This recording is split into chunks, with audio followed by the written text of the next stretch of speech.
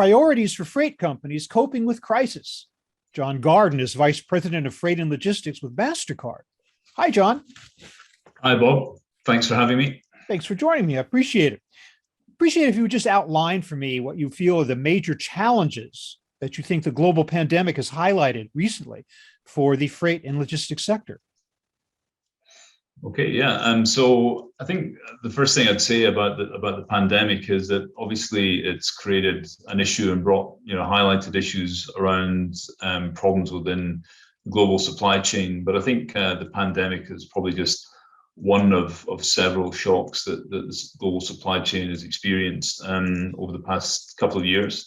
Other macroeconomic factors like, some issues around global trade agreements, Brexit, have also been impacting the sector and probably driving increased focus and change prior to the pandemic itself. I think it's probably fair to say that supply chain resilience had already become a C-suite priority pre-pandemic. So pandemic clearly has brought integrated focus, but I think supply chain resilience is the key theme, and hopefully the pandemic has been an accelerator for positive change in that context.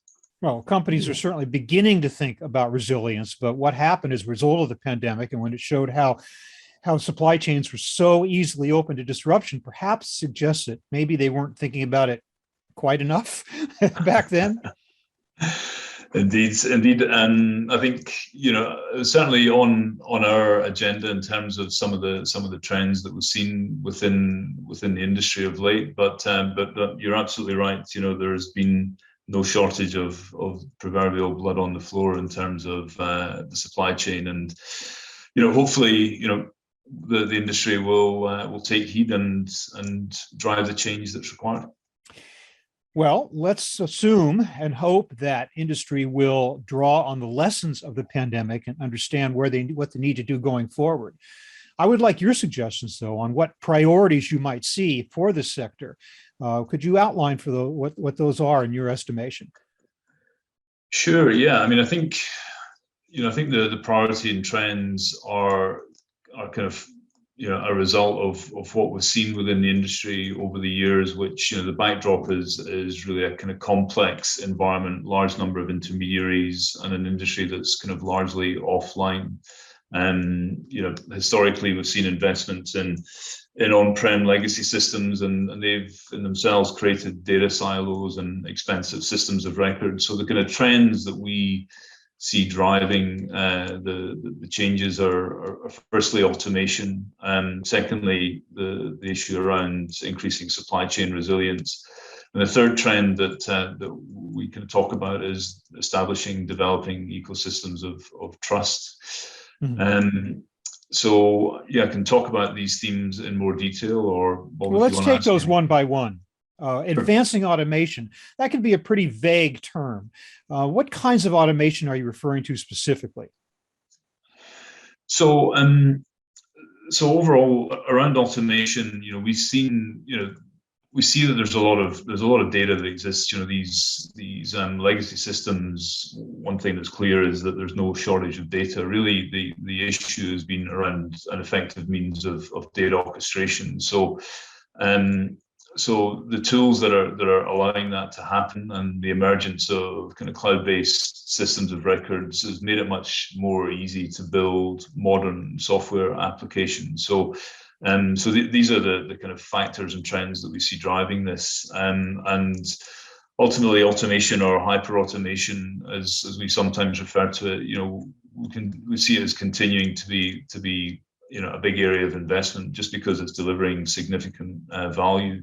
And you asked about areas where we've seen that happen, and we've got examples and use cases around areas like freight audit and payment, or customs declarations and duty payments, where we've been able to work with partners to integrate into their orchestration layers to drive drive that automation and to drive that sort of end-to-end transparency and value. Mm-hmm. Okay. Well, let's get back to this talk of resilience, another one of your priorities. What does resilience mean? Does it mean the ability to withstand whatever comes along, or does it mean the ability to mitigate the impact of anything before it happens? Is it responsiveness? Is it agility? Is it predictability? What is resilience? Yeah, so transparency and predictability, I think, are the two words that I would associate with resilience. That's certainly what it means to me. I mean, I think I mentioned, that we believe resilience is a C-level priority, and there's certainly plenty of research that would back that up. But I think the thing that's driving, I think the increased ability to tackle this issue around resilience is around middleware infrastructure providers, and from our perspective, we've seen it in other industries recently, like fintech, where these kind of the new wave of technology providers are driving or enabling that automation, and I think that's the kind of central trend that we see fueling the transformation. Mm-hmm. It's interesting how these trends sort of interlace with one another and are dependent upon one another. This phrase that you used, ecosystems of trust, what do you mean by that? And so it's probably the more kind of forward-looking trend that we tend to talk about. But really, when we talk about trusted ecosystems, we're talking about an environment where technology is enabling businesses to seamlessly integrate and automate complex operations, and do that very quickly, sometimes doing it literally in seconds, and they're doing it without the specific need for technical resources or expensive legacy upgrades. So this workflow that's being deployed between supply chain actors in this way is basically, it's fast, it's simple, it's trusted, it's secure, and it's that kind of overarching idea that kind of shared data workflows, allow for, they create value between traders and allow for reduced costs of operations. And we kind of see it. We see these technologies combining to deliver kind of network utilities, and they can be used by traders, but also by other third parties. I touched on customs automations before, and we deal with some regulators who are also looking for increased visibility into transactions that are coming across their borders. So it's really around automation and collaboration platforms that are delivering visibility as a utility, and ultimately delivering this trusted network concept. So the lesson there is that if you don't involve all of the principles in a supply chain, you haven't reached the goal of true resilience and against disruption. I just want to get a sense, though, of going forward. I mean, how do companies know that they're making progress? What does success look like? What should freight and logistics organizations really be looking for in the future in order to achieve these goals we've been talking about? And so I think, I guess, just kind of reflecting on the themes that we see. So streamlining manual workflows is one level, right? That's something which ought to be tackled. And then, moving forward, optimizing these supply chain operations, and in doing so, driving greater visibility and transparency into the supply chain is ultimately what we think it's all about.